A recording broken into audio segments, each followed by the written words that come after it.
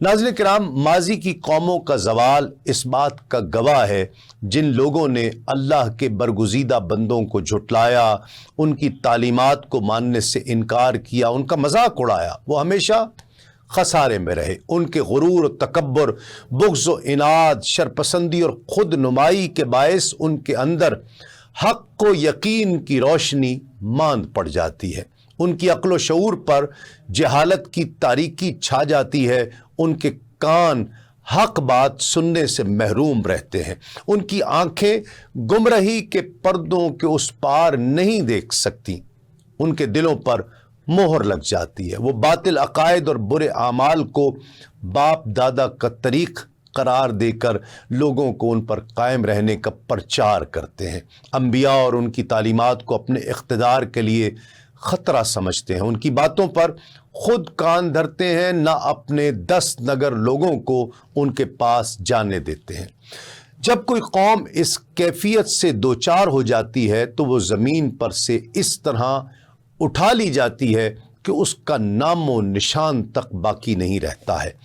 قوم سمود کا شمار بھی ایسی ہی قوموں میں ہوتا ہے جن کی ہدایت کے لیے اللہ رب العزت نے حضرت صالح علیہ السلام کو مبعوث فرمایا۔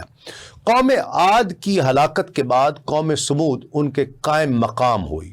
سمود عرب کے ایک قبیلے کا نام ہے۔ ایک قول کے مطابق یہ نام ان کے جد اعلیٰ سمود بن عاد بن اوس بن ارم بن سام بن حضرت نوح علیہ السلام کی نسبت سے رکھا گیا تھا۔ انہیں عاد ثانیہ بھی کہا جاتا ہے۔ قرآن مجید میں ارشاد ربانی ہے، اور یہ کہ اسی نے پہلی قوم عاد کو ہلاک فرمایا اور سمود کو بھی باقی نہ چھوڑا۔ ایک روایت کے مطابق قوم سمود سعودی عرب میں مدینہ منورہ سے 400 کلومیٹر کے فاصلے پر آباد تھی۔ یہ تبوک کا علاقہ ہے جو اردن کی سرحد پر واقع ہے۔ یہ حضرت صالح علیہ السلام کی نسبت سے مدائن صالح کہلاتا ہے۔ یہ سرخ چٹانوں کا شہر ہے، پتھروں کے گھر، دروازے، کھڑکیاں اور قدیم ٹیمپل آج تک وہاں پر موجود ہیں۔ چشمے اور نخلستان کے آثار بھی ہیں۔ ایک اور روایت میں ہے قوم سمود نے قوم عاد کے علاقے پر قبضہ کیا۔ یہ سلالہ کے مضافات میں آباد ہوئے۔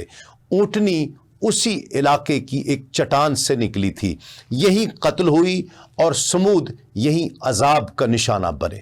سمود کا دارالحکومت حجر، جسے آج کل مدائن صالح بھی کہتے ہیں، حجاز مقدس اور تبوک کے درمیان مدینہ منورہ سے شمال مغرب میں 380 کلومیٹر کے فاصلے پر واقع ہے۔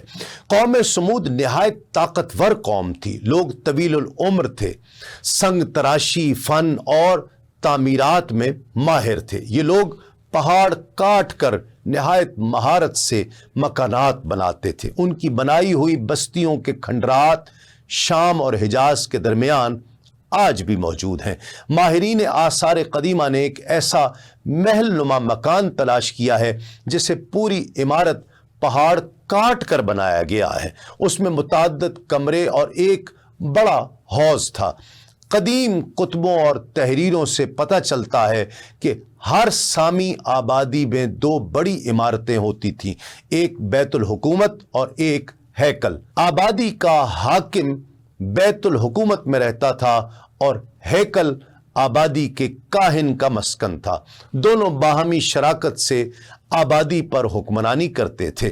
سمود خوشحال قوم تھی، مال و دولت کی فراوانی تھی، معاشی بہتری اور آسودہ حالی کی وجہ سے عیش و عشرت کا ہر سامان انہیں میسر تھا۔ اپنے بڑوں کی طرح یہ لوگ طویل القامت اور لمبی عمر والے تھے۔ جسمانی قوت اور دولت و ثروت کے نشے میں یہ لوگ بدمست ہو گئے تھے۔ ہر شے کا حصول اپنی محنت کا نتیجہ قرار دیتے تھے۔ مادی عوامل پر ان کا انحصار اس قدر زیادہ تھا کہ اگر کسی شے کا ثبوت فراہم نہیں ہوتا تھا تو اس کے وجود سے انکار ہی کر دیا کرتے تھے۔ اس طرز فکر کی وجہ سے وہ اللہ وحدہ لا شریک اور نبیوں کی تعلیمات سے منحرف ہو گئے تھے، اپنے لیے معبود تراشتے تھے اور مرنے کے بعد کی زندگی سے ان کا یقین اٹھ گیا تھا۔ کفر و الحاد میں قوم جب حق کو معرفت کی روشنی سے دور ہو گئی تو ان کی ہدایت و رہنمائی کے لیے اللہ رب العزت نے اپنے برگزیدہ بندے حضرت صالح علیہ السلام کو مبعوث فرمایا اور سمود کی طرف ان کے بھائی صالح کو بھیجا۔